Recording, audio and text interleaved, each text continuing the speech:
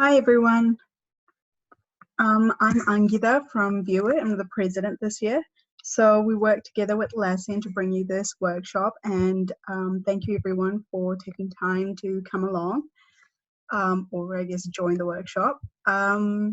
So throughout the workshop, we'll be using Slido, and you can ask whatever questions you wanted through Slido, and you can make it anonymous if you wanted. And then at the end of the workshop, after Christina and Stephanie have gone over what the graduate program is like, we'll have like a Q&A session. Yeah, that's about it. I'm going to hand it over to Christina and Steph. Hi everyone, I'm Stephanie from Atlassian. Just a bit of intro. I'm a senior recruiter here, and I've been here for nearly 3 years.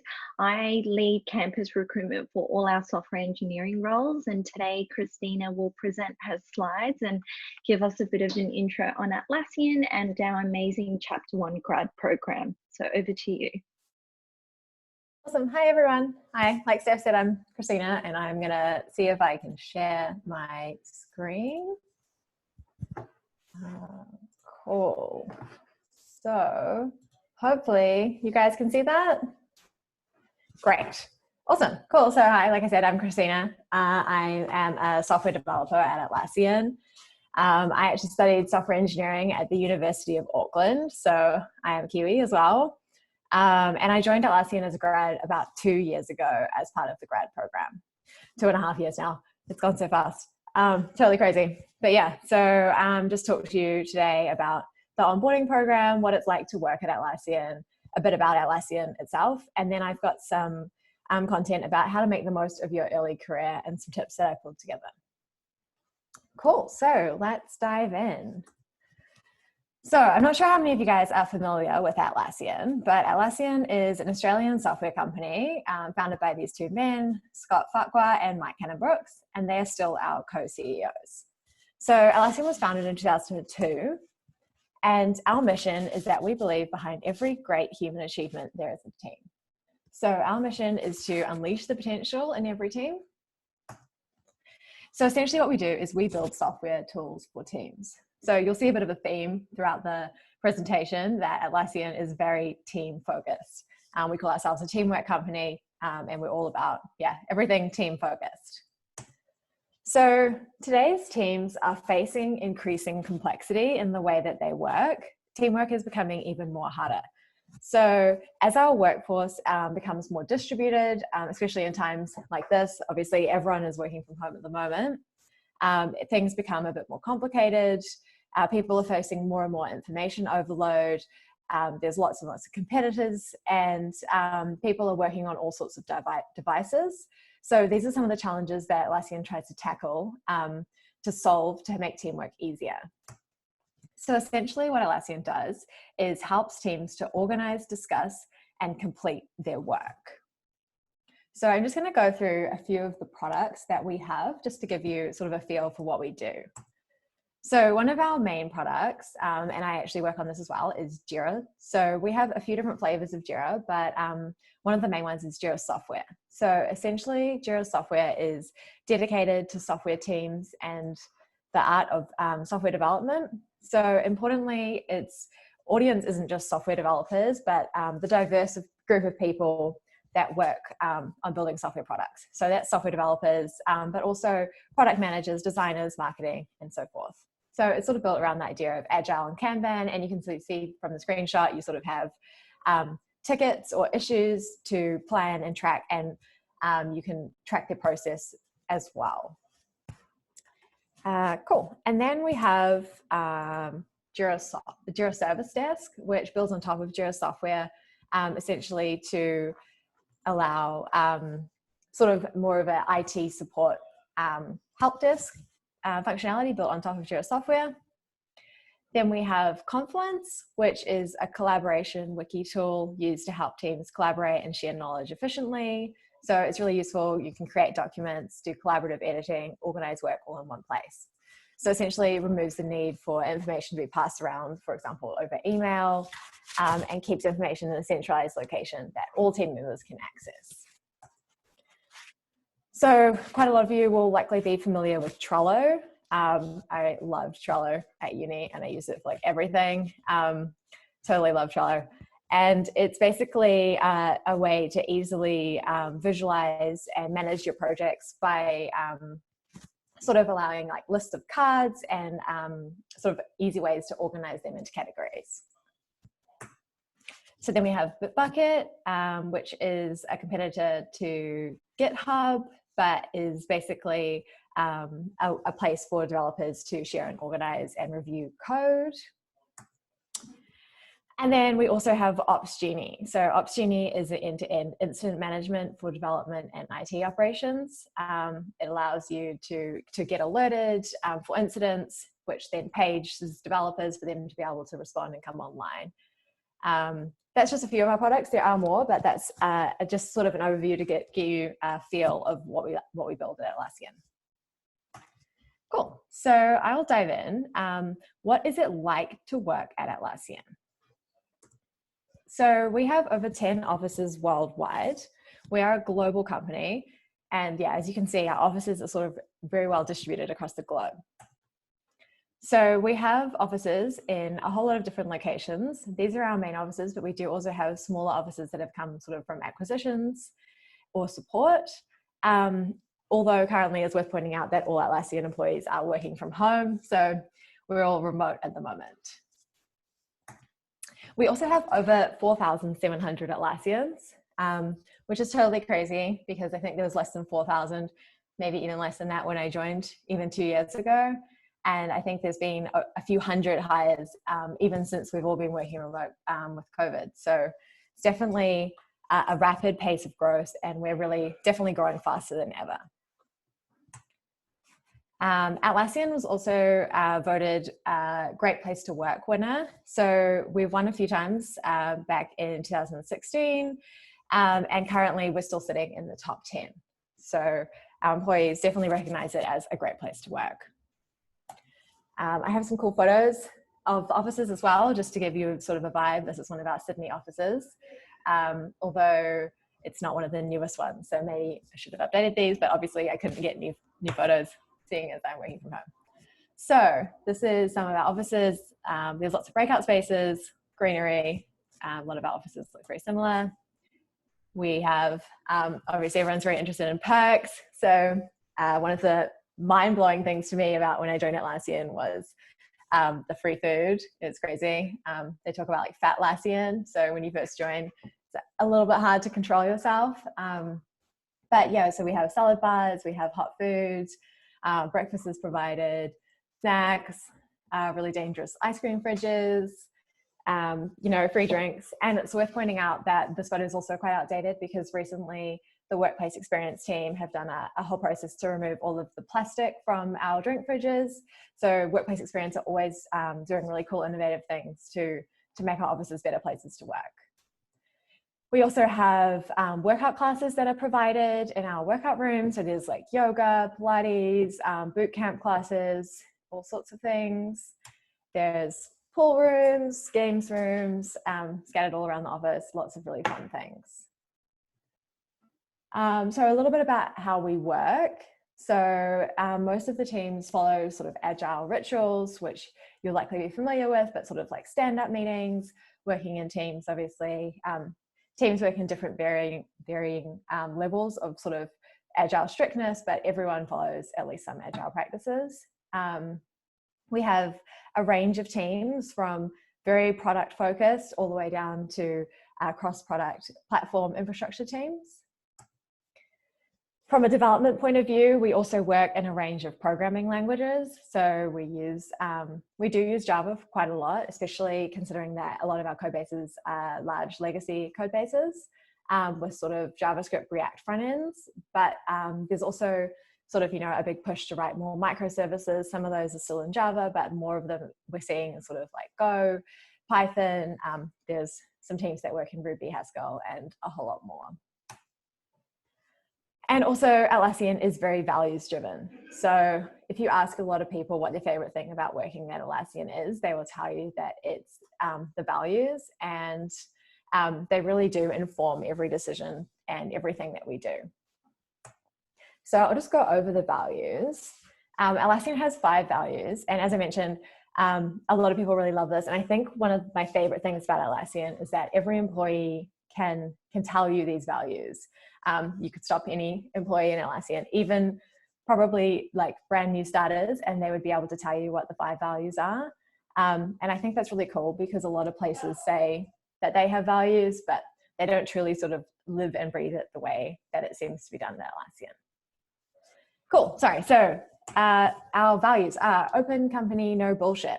So openness is root level for us. All the information that we have, especially on our internal Confluence, things like that, is open by default and sharing as first principle. So that looks like, you know, actively seeking feedback early, open collaboration, things like that. And we understand that speaking your mind requires equal parts brains, but also thoughtfulness and caring. We then have play as a team. So we spend a huge amount of our time at work. So we really want that time to not feel as much like work as possible. So we can be serious without taking ourselves too seriously. And it's all about, as I mentioned, teams are a really big theme at Atlassian. So it's all about teamwork and collaboration. We then have build with heart and balance. So build and heart with balance is all about sort of this idea of measure twice, cut once, really bringing passion and urgency to infuse everything that we do, alongside the wisdom to sort of carefully consider and weigh up options as well. So it's sort of finding the balance between those two. We then have be the change you seek, which is really awesome. And it's sort of about empowering every Atlassian to be able to make changes to improve the way that we work, improve our products, improve our people, improve our culture. So it's all about continuous improvement and having sort of the independence and the freedom to be able to go and do that yourself. And then finally, we have don't fuck the customer. Customers are our lifeblood. So without happy customers, we'd be doomed, considering, you know, customers are sort of the lifeblood of everything that we do. So focusing on customer perspective really comes first. So what about this year and beyond? So here's a quote from Scott, and he says that I want Atlassian to be a blank canvas where everyone can use it to craft the best work. So this is something that the founders talk about lots. Also, especially like when talking to new starters, they talk about it wanting to be a place where everyone can do the best work of their lives. And that's really what Atlassian is, sort of a blank canvas where you can embrace the space and freedom that you're given to sort of make the most of the opportunities. So there's a few more really awesome things that we have at Atlassian. One of them is Ship It, which is basically like a 24-hour hackathon, which some of you might be familiar with the concept, but you have 24 hours, people get into teams and they can just spike new ideas, implement whatever they feel like that they think is really awesome. And then we come together and present it back with like sort of a competition. So it's fun because people get competitive, but also there's a fun side and there's sort of a bit of everything for everyone. Along with this, we also do have 20% time or innovation weeks that you'll hear about a lot of other companies do. So this basically looks a bit different for different teams, but it's kind of like every month or so you have a week where you can pursue something that's not necessarily roadmap work that you want to explore and try innovate. We also have a lot of team building activities. So annually we have a team-wide, a company-wide team building event. And it's really exciting. So for example, the whole Sydney office, which is like over 1,500 people, all go off site together and they do a big team building event. Last year we did like a canned food drive and did some really cool like competitions, and it's all about sort of getting to know people that you wouldn't normally interact with, obviously, because there's so many people now, it can be hard to get to know everyone. We also have monthly in-office TGIF events where the workplace experience team put on a huge event once a month. And then we have some other cool programs, for example, the Kudos Recognition Program, where if you think that a team member has gone above and beyond, you can raise a kudos for them, which gives them sort of a gift voucher to say thank you. And finally, this is one of my favorite things about Atlassian is the Atlassian Foundation. So The Atlassian Foundation is about, as a company, we contribute 1% of annual profits, employee time, and 1% of company equity to the foundation. So essentially what this looks like is Atlassian donates money as well as employee time for volunteering and free product licenses for not-for-profits. So a really cool part of this is that every Atlassian gets 5 days of volunteering leave a year where they can use that time to go and volunteer for not-for-profits.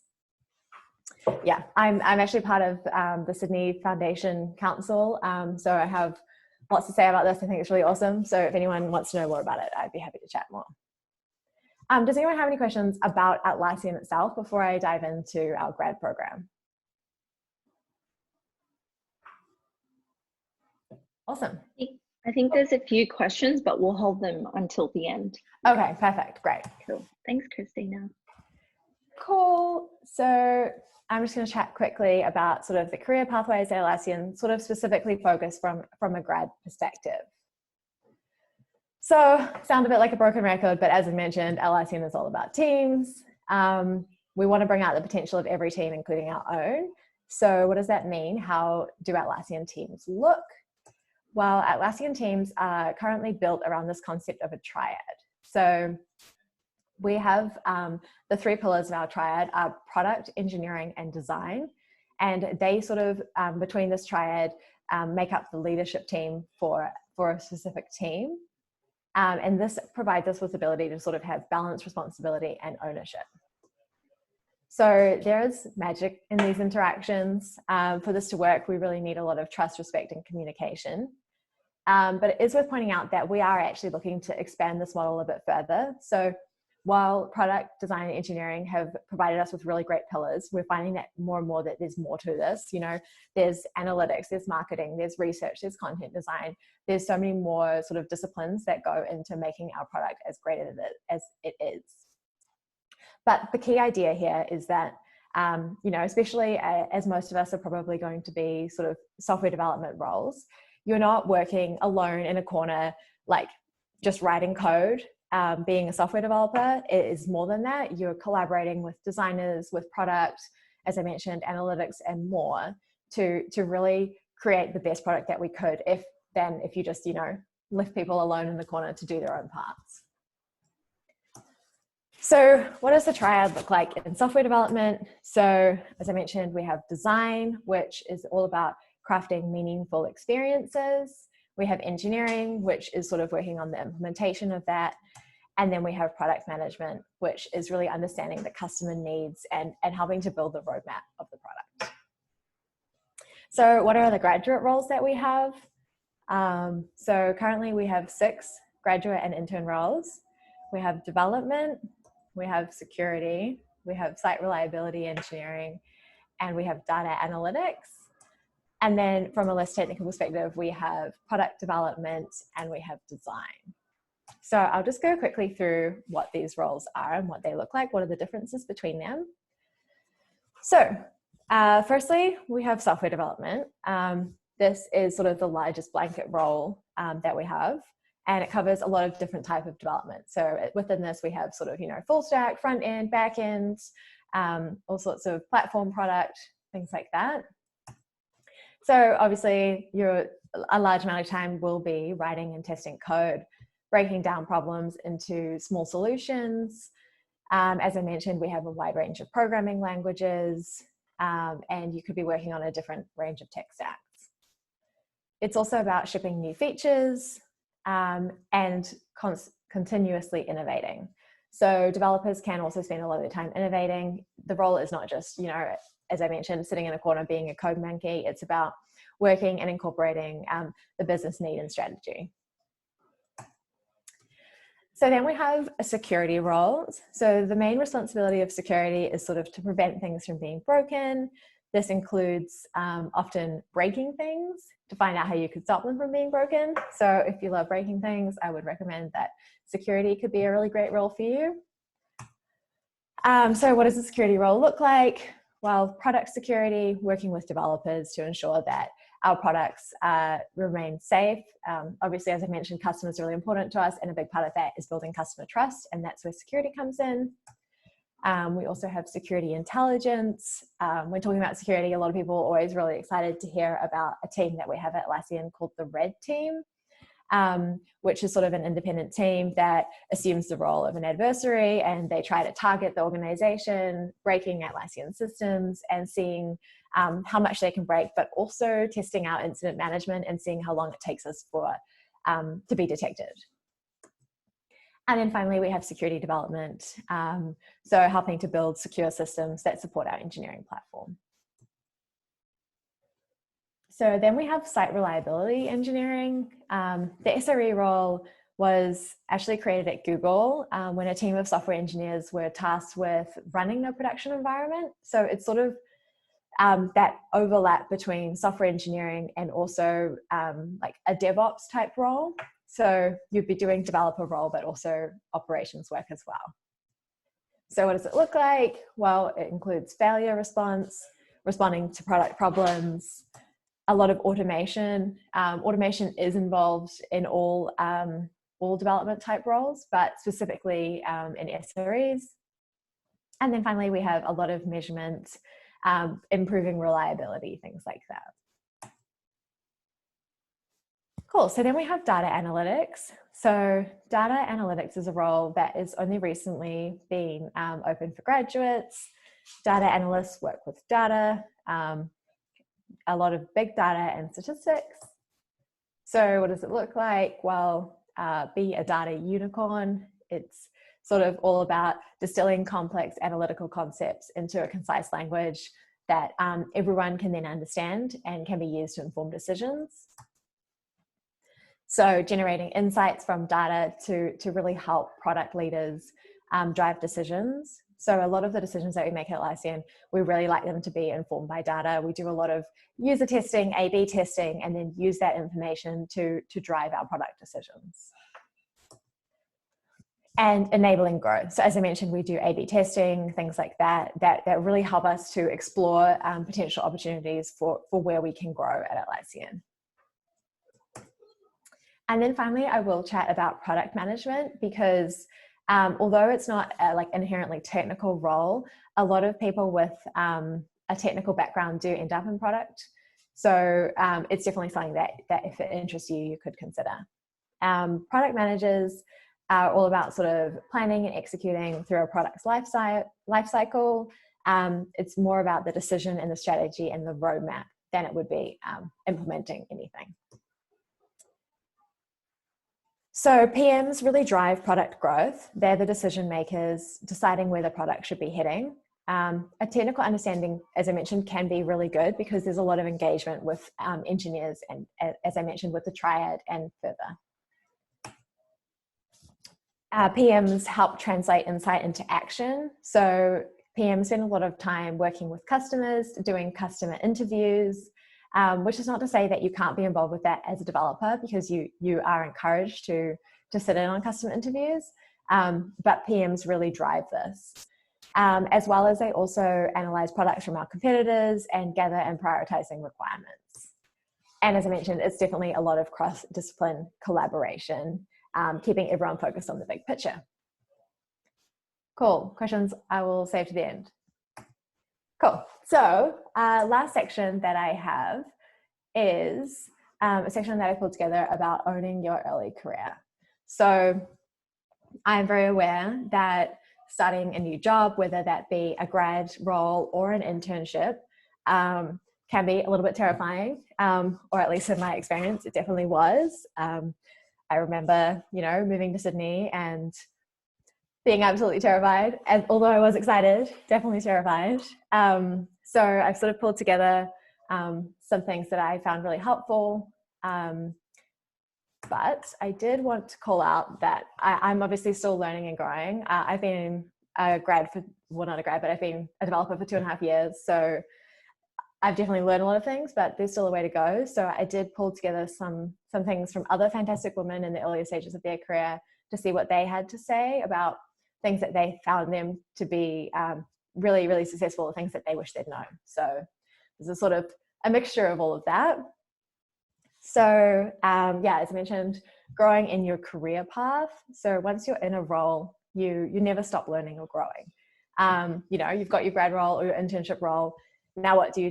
So it's all about, you know, learning new technologies, learning new skills, upskilling the skills that you have, you know, working on your strengths, identifying your weaknesses, things like that. So it's also important to choose the right role for your career. But then there's also, you know, once you're there, it's not done. There's a lot to go from there. So what is growth? Well, growth is improving your skills and self-development. So it's worth calling out at this point, you know, not everyone's career path looks the same. I think, especially at university, I definitely had this idea in my head that, you know, the career is like a ladder, and I start as a developer and I'm going to become, you know, I'm going to join as a grad, and then I'm going to become a developer, and then I'll be a senior, and then I'll be a principal, and that's what I'm going to do. And people do that, and that's totally fine. But it's definitely more common than you'd expect to see a wide range of different career paths. So there's also the option to move into sort of a team lead or management roles, but people go sideways all the time. The PM that I'm currently working with, he used to be a developer. People change disciplines, people move sideways, people try different things out. So it's always worth reconsidering sort of, you know, where you want to go, and that there's not only one path to get there. So at Atlassian, when we talk about growth, we break it down into these 4 pillars. So I think, so we've got lead and inspire, master the craft, drive outcomes, and customer impact. And what I think is really important to call out here is that you'll see like these are the pillars you compare yourself against even as a developer. So as I mentioned, like you're a developer, you're not only writing code, there's more to it than that. And I think that's what's really cool about growth at Atlassian. It's definitely quite holistic. So while we've got master the craft, which is all about, you know, your craft specific skills, we also have a pillar about driving outcomes. How well can you, you know, as a grad, that's just, are you on board with what the team's doing and helping the team to achieve their goals? And then as you get more senior, it's about driving bigger and bigger projects. We have customer impact, which is, as I mentioned, is a value for us, but also, you know, making sure that what we're doing is really delivering values to customer. And then we also have lead and inspire, which is sort of, you know, being a role model, mentoring opportunities, making sure that you're creating a safe space within the team, things like that. So yeah, these are the pillars that we evaluate ourselves and against, and we're constantly asking ourselves, what are the expectations of my role and how am I performing against these expectations? It's also worth calling out at this point that your manager will likely be very, very supportive in helping you with your growth and your learning, and they're a really great tool to lean on. But one thing that I have learned over the last 2 years is that although your manager is really great and supportive, you're actually driving your own growth, and it's something that you need to take into your own hands. I think everyone works differently. I'm not saying, you know, get a job and as soon as you get there, first thing you need to do is start thinking about how to get promoted. That's not what I'm saying. It's keeping in mind sort of where you want to go and how you want to improve. Cool. So I put together some tips. Let's dive into them. So first things first, what makes grads so special?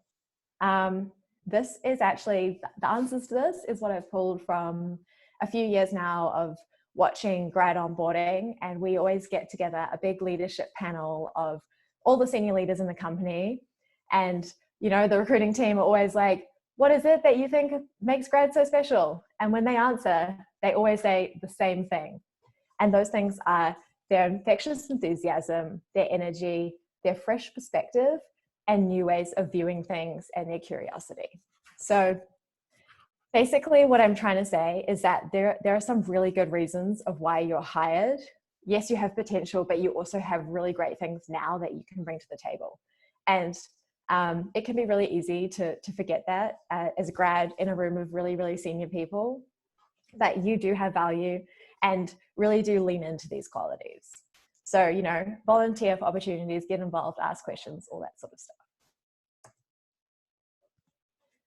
Cool. So it's likely that most of you will have heard about imposter syndrome. I guess it's really gaining popularity, but just in case you're not aware, imposter syndrome is sort of a psychological pattern in which one doubts one's accomplishments and has a persistent internalized fear of being exposed as a fraud.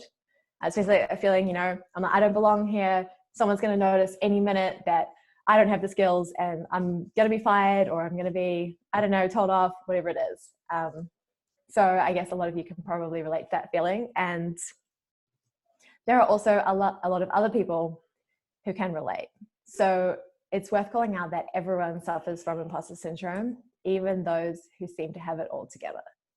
So this is Mike Cannon-Brookes, our co-founder and co-CEO, and he did a TED Talk recently about imposter syndrome. And he talks about, you know, he didn't really have a word for it until recently, and he learned that that's what it is that he experiences. And he talks about being in a boardroom full of extremely qualified, very senior people and feeling like he does not belong there. He has no idea. He'd be writing on pieces of paper like the acronyms they were all spinning around, and he uses his imposter syndrome as sort of a catalyst to learn and improve and grow, which I think is a really awesome way of looking at it.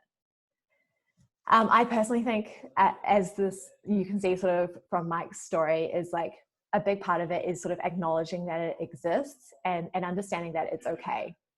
I actually first learned about imposter syndrome from Nano Girl, or Michelle Dickinson. Hoping that you Kiwis are familiar with her. And I found it like mind-blowing that someone so confident and so qualified could possibly feel like a fraud. So it definitely goes to show that everyone really experiences this. And yeah, Michelle Dickinson had some great things to say about, you know, just working on your confidence, taking risks, doing jobs that really interest you and you're really passionate about, working on your strengths, and seeking wise counsel from friends. So some of these we'll dive into a bit more coming up. So challenge yourself to speak your mind.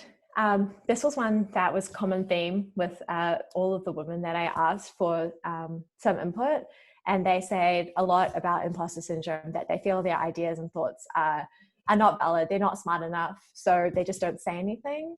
But a lot of them are saying that, you know, they're really working on changing that perspective and really challenging themselves to speak up. And they're finding that the more they do it, the easier it becomes. And it's worth saying, like, you know, a lot of the people that you look up to and they seem really confident, they're saying all the answers, they had to start somewhere too. So this is likely how they started, and practicing, you know, makes perfect. And not only that, it's really important that speaking your mind allows you to share yourself, but it also provides others with the opportunity to really improve the way that they think, including diverse perspectives. Like, we know that diversity of thought leads to a better product, a better outcome. So not only is it good for you to share your thoughts, it's in the best interest of everyone else and our products. So my next tip is to get outside your comfort zone. I think as a grad starting a new job, it's really likely that you're going to have to get really comfortable outside your comfort zone.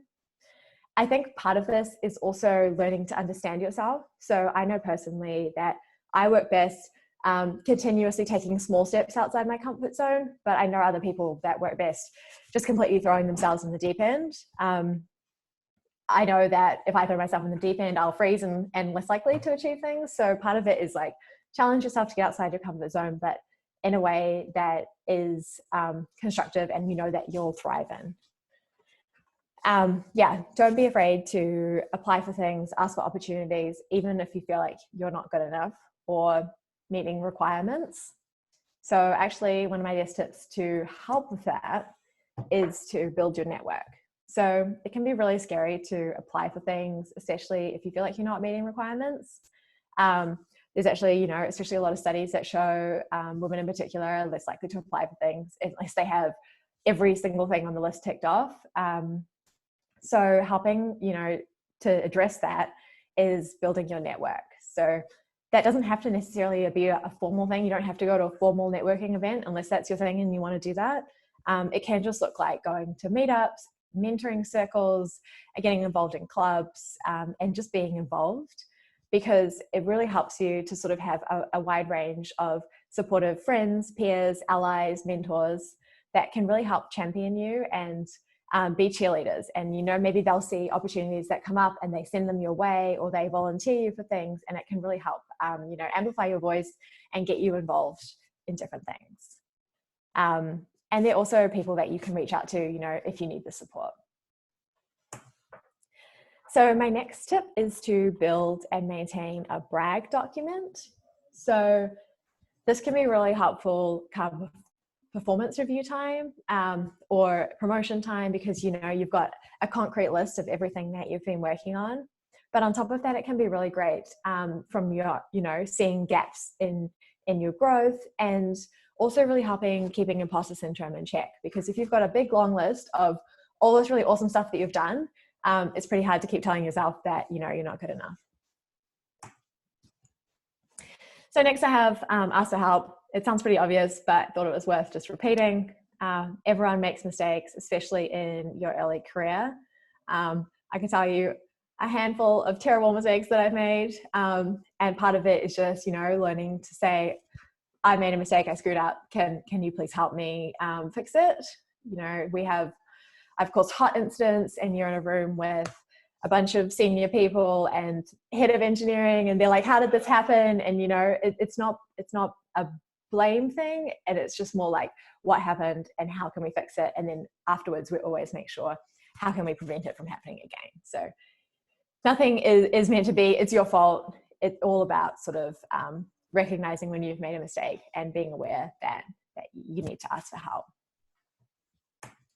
So related to this is having a growth mindset. This is also becoming quite popular, so likely that you've heard of this before. But something that we talk about a lot at Atlassian is having a growth mindset in order to succeed. So if you're not familiar with it, in a growth mindset essentially is this idea that you believe that your basic abilities can be developed through dedication and hard work, and brains and talent are just a starting point. Whereas a fixed mindset sort of believes that, you know, you're good or you're not, and there's no way to change that. There is a really great book by Carol Dweck I'd recommend that you read if you get the chance, because her research is really interesting.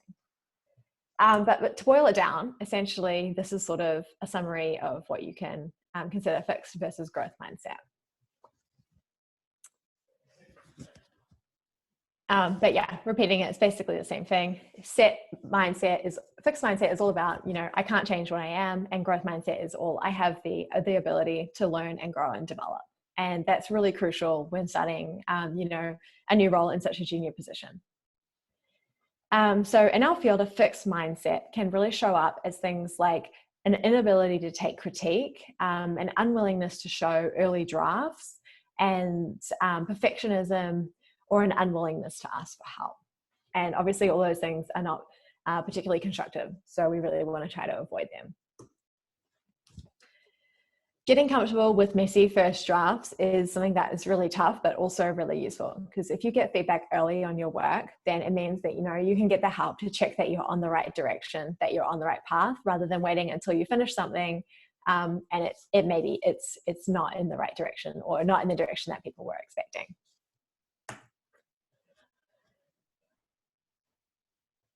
Fun little comic.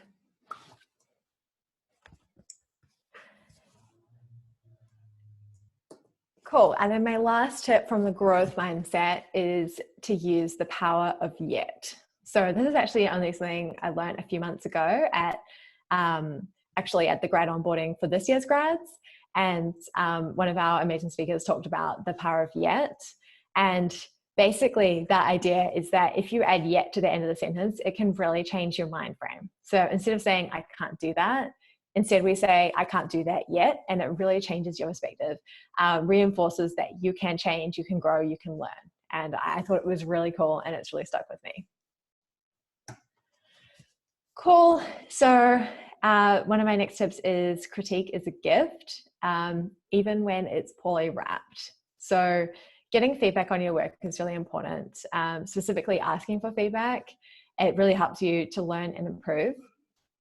A really great way to think about it is, you know, as developers, if we're doing pull requests, you're getting feedback all the time. And yeah, fun story, I remember my very first pull request that I raised when I joined Atlassian, and it wasn't even a big pull request, and it was completely covered in so many comments. And I was like, oh no, I'm terrible, I'm dumb, like this is a disaster, they're gonna fire me. None of that happened. So it was just my imposter syndrome. But I really had to sort of, take a step back and remind myself that they weren't attacking me. It's not because I don't know. It's just because, like they want me to learn and improve. And they also want to make sure that we're delivering a really high quality product to our customers. And then building on top of the feedback is shining a light on the ugly part. So if there are parts of your work that you're specifically not sure about, instead of sort of glossing over it and hoping no one notices, a really great tactic is, to call it out specifically and say, this is what I'm not sure about. I'm having thoughts about this. This is what I'm considering. What do you think? And this is something I try to do now. For example, on my pull request, if there's a piece of code that I'm not sure about, I'll write a comment and be like, I'm not sure about this little bit. What do you guys think? And I found that it gets me more useful feedback than just putting out the pull request empty. And my last tip is to be vulnerable. So I'm not sure if you're familiar with Brené Brown's work, but I'd really encourage you to look her work up. Being vulnerable is essentially about being fully open and engaging with the world around us. It's sort of about having the courage to put ourselves out there, despite if, it's scary or it's unknown. And in work, this can look things like, speaking up, sharing a different opinion, standing up for other people's ideas, amplifying other people's voices, asking for help, admitting you don't know something, or saying no if you're too busy. Cool. So that was all my tips. Yeah, that sounds great. How do I get one of these jobs? I'm sure that's what you're all asking, waiting for me to cut to the chase and get to the good part. So I have pulled together just a few things. So I would recommend standing out from the crowd. Obviously, a lot of companies get a lot of applications, so it's really important to do your research, especially like I do a lot of interviews, and if the candidate is familiar with Atlassian and that obviously showing an interest to work there, I'm more likely to remember that than if someone who seems like they don't even want to work for us. Apply ASAP because applications are open and graduate roles do get filled quite early. As I mentioned, demonstrating passion. So, whether that's work experience, a lot of people do personal projects. I mean, you don't have to, but that's definitely a way to do it. Doing online courses, being involved in hackathons. But being passionate is definitely a really good way to do it. And then finally, values matter. So all of our candidates, including graduates and interns, go through a values interview. And as I mentioned, the values are a really crucial part of Atlassian. So what does the application process look like? So firstly, you submit your resume. You then do an online challenge for coding that looks like a HackerRank challenge, but it's different for different roles. You then go through phone interviews where you will talk to recruiters like Steph. And finally, you go through a final round interview day where you do 3 back-to-back interviews, which is, I guess it's different for different roles, but at least one of those will be a values interview and then 2 role-specific interviews. Cool, so application dates. So our applications are currently open. So I know that our developer roles are all currently filled for graduates, but we still have security, analysts, PM and design roles open for graduates. And all of our intern roles are open at the moment. I think we have over 50 intern roles currently available. So definitely get in soon because they will fill up fast. And that's open to penultimate year students. Okay, cool. If we have time, I have a really nice video to show about what it's like to work at Atlassian. Wait, can you hear the sound? No, I don't know how to share my sound on Zoom. Oh no, I did not think about this. We can hear it, but it's quite quiet. It's quite faint, yeah. Okay. Maybe just pump it up. I could hear it in my headphones though. I'm like just trying to figure out if there's a better way to do it because it's on full volume. Maybe on the far left-hand corner next to mute, there's an arrow. See if you're able to kind of change it to test speaker microphone. Oh my God, where am I looking? The arrow next to the mute button, far left-hand corner. Yeah, but it looks different because I'm in share mode. Oh, yeah. What we can do is maybe just from the visible point of view, we'll hit play, and then after this we can share it to everyone who's joined. Yeah, I can take my headphones off and turn it up as loud as possible. Alrighty, great. Cool.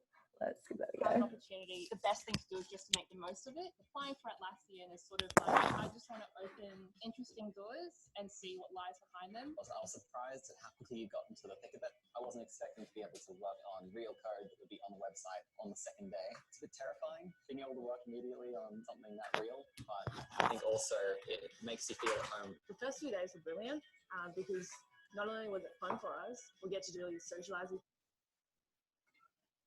each other, get to know each other, making friends. As soon as you walk into the room, and you met all the other interns, everybody was super, super friendly. You had all these people there who were just as excited to be there. It definitely sort of had a kid in the candy store feeling, and it's always nice to be spoiled. We're planning our social meetups every week. We have lunch together every week, and it's just a really great community. Oh, the escape room was great. It was a bit embarrassing. So 2 groups that did the same escape room. Our group was slower.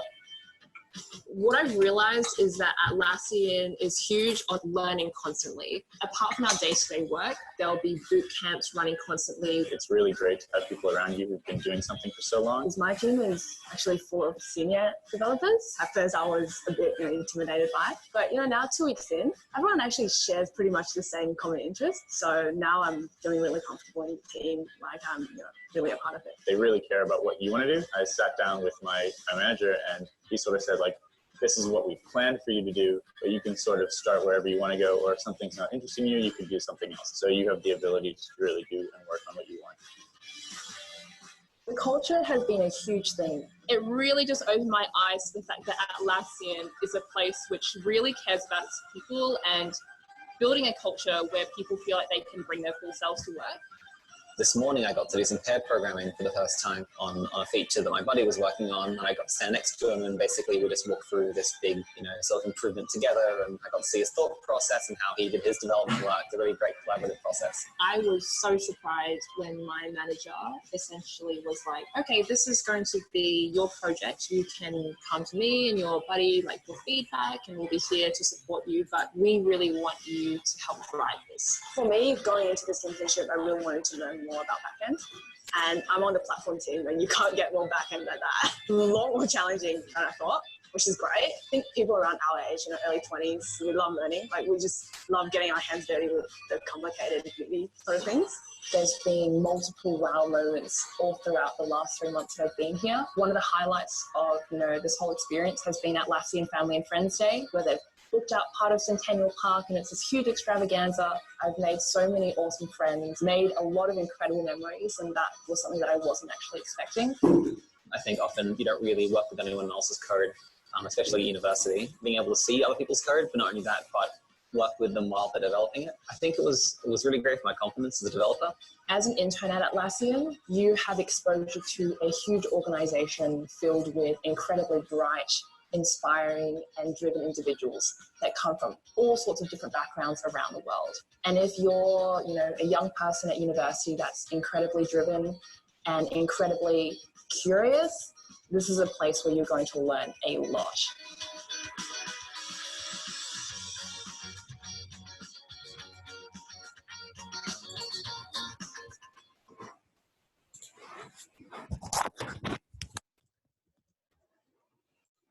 Cool. So I think last slide, head to that URL to apply now. Great. Great. Thank you so much, Christina. That was awesome. You can just hear me clapping. Thanks, Steph. No worries. I'll hand it over to Agnetha. And I presume there's a few questions on the Slido for both of us to answer. Yep, I've just shared the Slido screen. Can everyone see it? Yep. Yeah. Okay, cool. So we can just go through the questions from top to bottom, I guess. So did you apply to any other graduate programs? Were you offered any others? And if so, why did you end up going for Atlassian? Yeah, great question. I did apply to a bunch of different places. I did have some offers in New Zealand, but I actually ended up going with Atlassian because of everything I just told you about how amazing Atlassian is, but also because I did really want to get overseas experience. Like Atlassian had like, as far as overseas goes, was the place I was really looking to, because I'd heard a lot of really great things about their culture and their values. And then definitely looking at getting beyond New Zealand as well. Yeah, sounds that. Sweet. Why did you opt to go for a graduate role versus a normal role? Yeah, I'm not 100% sure I fully understand, because like, although I joined as a grad at Atlassian, like it doesn't end after a certain amount of time. Like, so I'm not 100% sure on the difference between the two. I think maybe it's like, why did you go through the graduate program rather than just applying for a job straight away, I guess, maybe. Yeah, I do know that a lot of companies do sort of like 2-year graduate program where you rotate around different teams and stuff. I don't know if Steph has more insight into. Yeah, correct. So it's not a rotational program. When you join Atlassian, you act as a graduate, you actually join as a full-time employee. And usually for our internship roles, what's really great is after the 12 weeks, it's kind of a really great opportunity, try before you buy and get that insight and really unleashing your potential to then, if you do really well and you're really loving it, we would then actually look to offer you a full-time graduate role. So that's probably one point. And additionally, I think to join the graduate program, it's just great to be on that journey with the rest of your cohort, and from a networking perspective as well.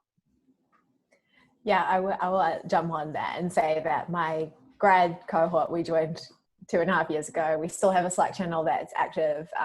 People still do stuff together. We still have events, things like that. So that has been one of the biggest bonuses of joining with a whole group of other people at the same time. Sweet. Okay.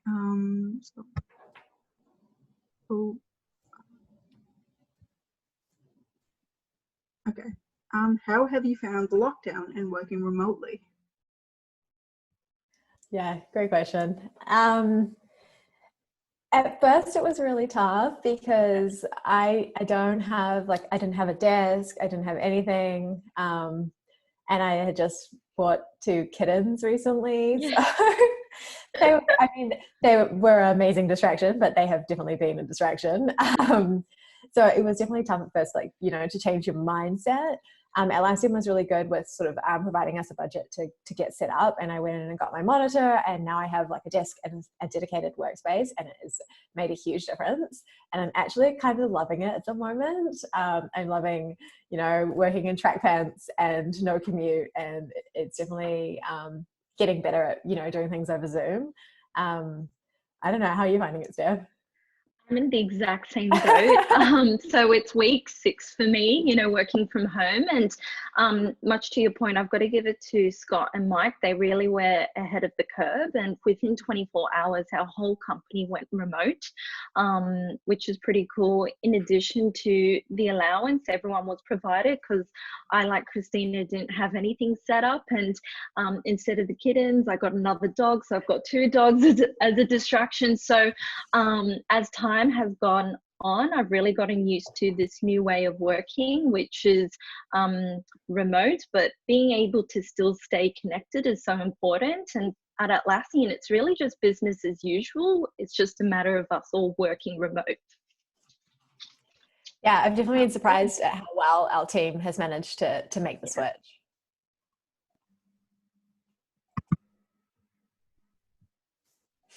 What would you recommend for someone who wants to apply for a data science position? For example, things to include in portfolios, and what do you guys look for? Yeah, I'll probably take that one. For our data science roles, we really look for evidence in SQL, Python, and if you don't really have much of that technical experience, like Christina said, try to work on some personal projects where you can really build on that, in addition to even some blogs and articles that you could help kind of produce on your LinkedIn or other kind of forums that will help with the data science roles.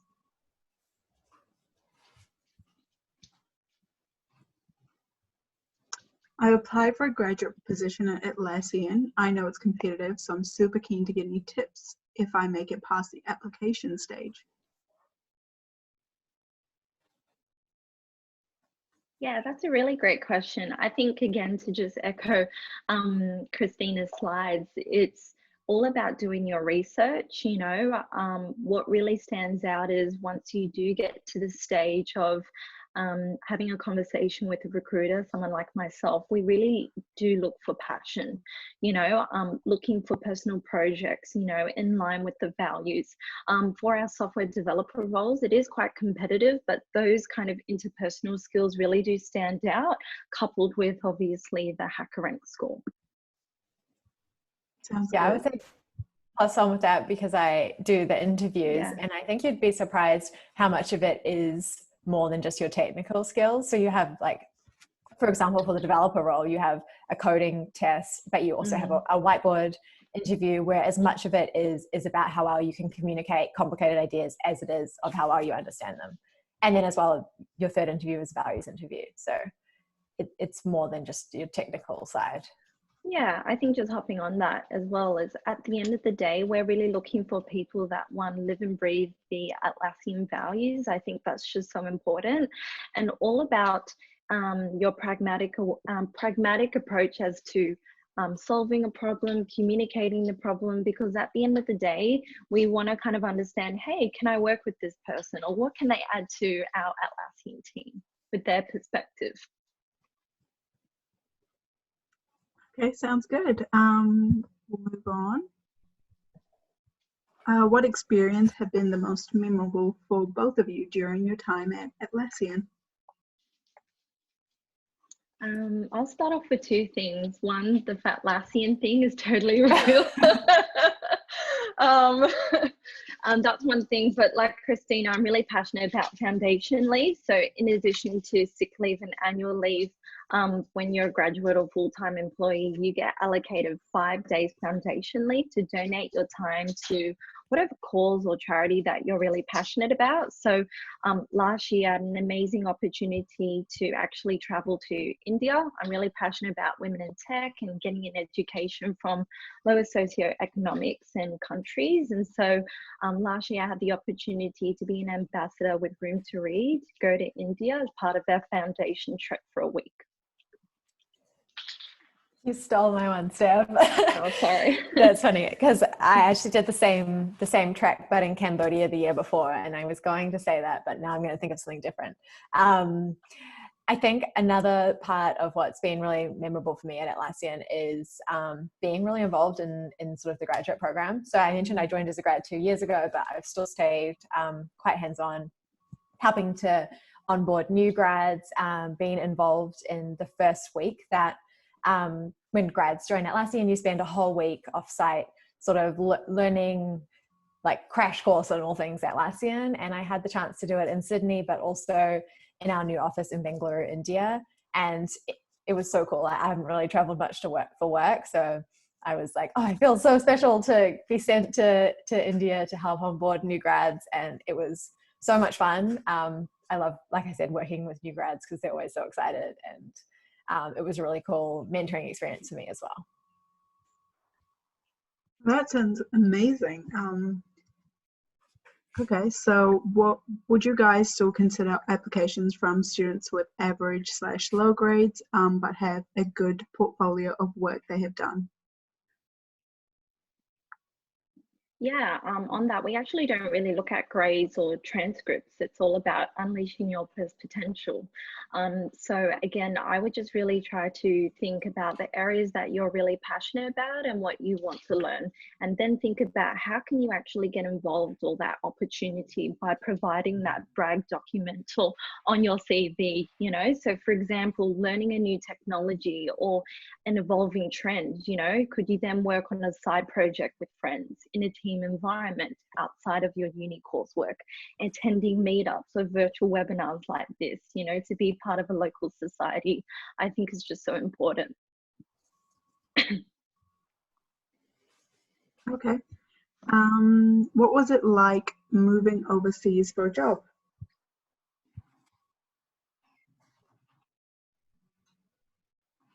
I'm guessing that's towards Christine. Yeah.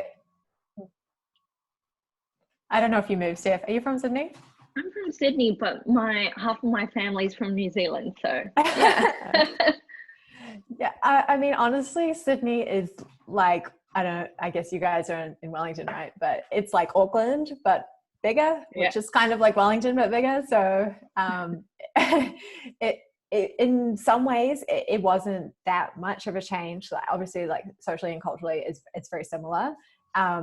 What has been hard is obviously being away from my family, but it's so close. Like I go home quite often, obviously not at the moment. But like, I think in my first year, I went home like 5 times or something like that, something ridiculous. And so I actually haven't found it crazy hard. There are a lot of people who move over, especially from like, you know, graduates from New Zealand. So I had other friends who'd also moved over. You have the whole grad cohort when you join that a lot of them are in the same boat. So there's definitely a huge sort of support network to lean on. And Atlassian is really great with helping you move and relocate as well.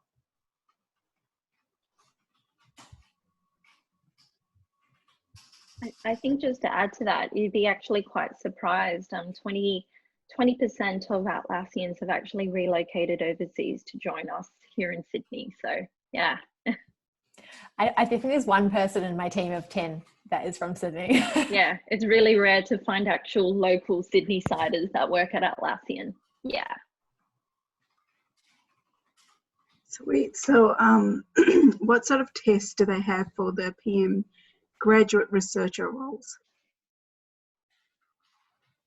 Yeah, I think I'll split this up into 2. So the process, as Christina mentioned, is quite generic. It's just a matter of the different crafts. So for example, for the PM, you would actually be asked to do a take-home case study test, and same with the researcher roles. So that's very much more situational, where you'd be provided a question on a document to take home, to obviously come up with that case study and then submit that.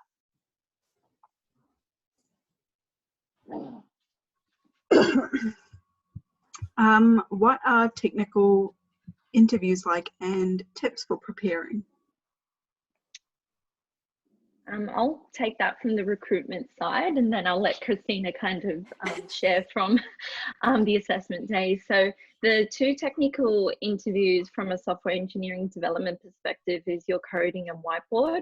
Fundamentally, the coding interview is where we would most likely do this via remote, right? Just given the current COVID situation and climate, where we actually partner you up with a fellow Atlassian engineer, so someone like Christina, where there's actually a few questions on the screen for you to actually solve. So it's very practical, where we want to hear your communication skills, your thought process, how you pragmatically go about solving the problem at hand, and your overall coding ability. So how we assess you is actually language agnostic. So you can choose any language of your choice. I definitely recommend to choose something you feel very confident or comfortable using, and leave the coding part up to you. Yeah. The other interview is called Whiteboard and Tech. And as Christina mentioned, this is where we really want to understand your technical depth and breadth by you being able to highlight or discuss a project you've worked on. So this project could be a side project, maybe something as part of your coursework, but at the end of the day, what we really want to understand is the journey of the how the why and the impact, you know, what was the tech stack used? If you could change anything, what would that be? So being able to talk that through in addition to a whiteboard feature. So this would be again via Zoom, and it's really where we want to see your Picasso drawing skills, you know, and the system architecture to really map out and draw out of the project in detail. So those are the two technical interviews, and both of them go for 1 hour each. Yeah, you've kind of covered it all, but I would just add that specifically for preparing, I would recommend like the coding interview questions are sort of standard questions that you would see elsewhere, and you can practice definitely on something like HackerRank. And as for the whiteboarding interview, the idea is sort of like practicing being able to explain a technical problem to someone else. So a really great way to do that is to actually just practice with a friend and demo your project to them.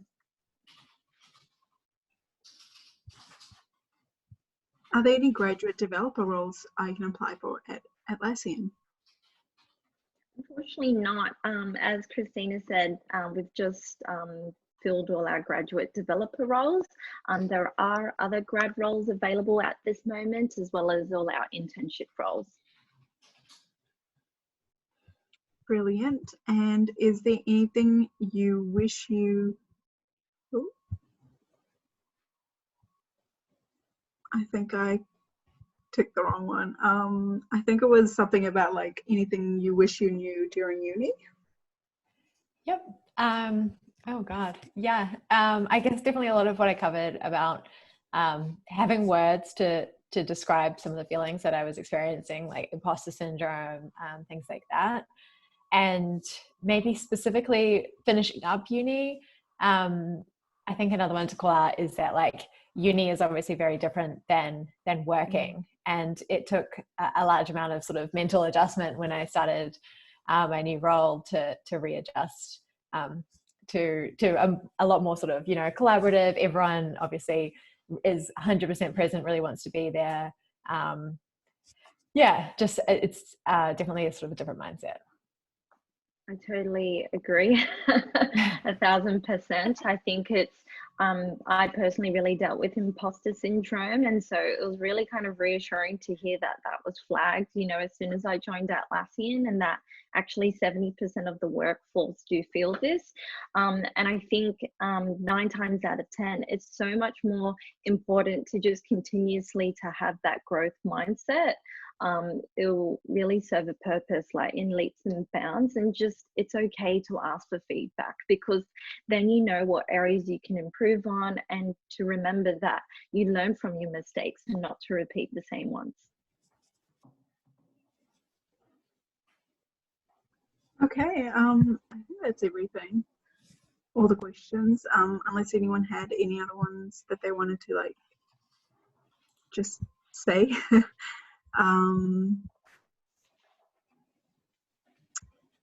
Yeah, okay. Well, I mean, I'm recording the workshop, so I will upload it up onto YouTube. So if there's anyone that missed out, and yeah, you can share the link when it's ready. And thank you, Christina and Steph, for your time. And there was a lot of valuable information. Appreciate it. Was there anything else from your end? No, thank you so much for everyone who joined, especially major shout out to Christina. It was really informative. Even I learned some stuff. So just want to say thank you for everyone for your time, and especially you, Agnetha, to setting this up during this COVID situation. Absolutely, no worries. Yeah, I think that's everything. Thanks everyone for taking the time. Yeah. Thank you, everyone. Take care. See you. See ya. Thank you. Bye.